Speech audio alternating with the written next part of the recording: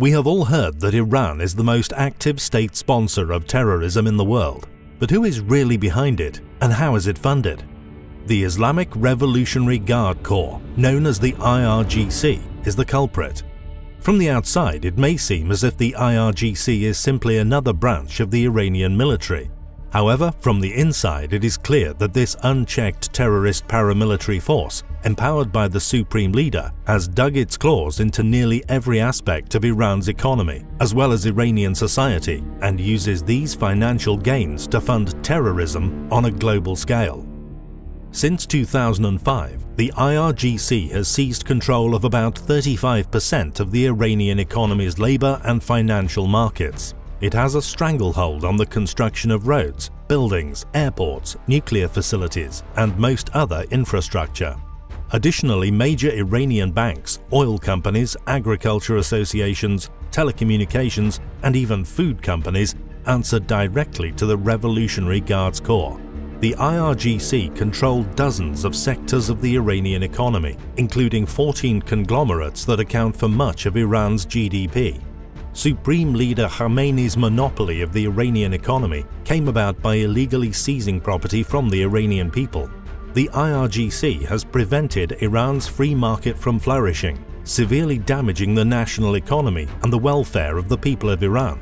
Meanwhile, the Revolutionary Guards rake in billions of dollars. From these sobering facts, a central question arises: where does the money go?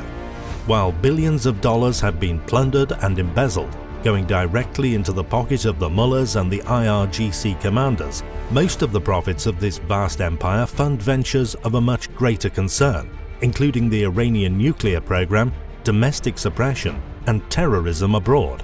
Funds are used by the IRGC to manufacture roadside bombs, which have killed hundreds of American soldiers in Iraq and Afghanistan. They also enable the IRGC to inflame proxy wars in Syria, where the Assad's regime has used chemical weapons that have killed thousands of innocent people. In addition to funding Hezbollah in Lebanon and the ongoing terrorism in Iraq and Yemen, the Revolutionary Guards continue to run terrorist training camps for foreign mercenaries spread across Iran.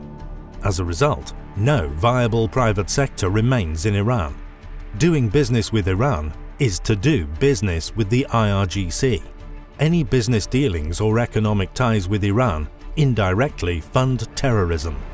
Despite the nuclear agreement and billions of dollars provided to Iran, the IRGC continues to exercise its dominance on both the Iranian economy and Iranian society. It is time the international community opened its eyes to the destruction the Islamic Revolutionary Guard Corps is wreaking on the Iranian people and the Middle East as a whole. So what should the international community do? How should the US respond?